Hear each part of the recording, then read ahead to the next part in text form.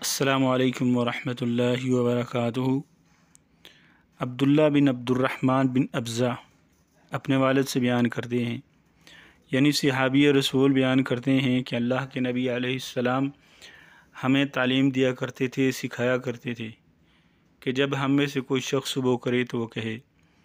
تو اس دعا کی اہمیت یوں سمجھیے کہ اللہ کے نبی علیہ السلام نے صحابہ کو یہ تعلیم دی، یہ دعا سکھائی، اور اس میں اللہ کے نبی علیہ السلام کے جد امجد سیدنا ابراہیم علیہ السلام کا تذکرہ ہے۔ کیا فرمایا کرتے تھے، کیا سکھایا کرتے تھے؟ اصبحنا علی فطرۃ الاسلام وکلمۃ الاخلاص ودین نبینا محمد صلی اللہ علیہ وسلم وملت ابینا ابراہیم حنیفا مسلما وما کان من المشرکین۔ اصبحنا علی فطرۃ الاسلام وکلمۃ الاخلاص ودین نبینا محمد صلی اللہ علیہ وآلہ وسلم وملت ابینا ابراہیم حنیفا مسلما وما کان من المشرکین۔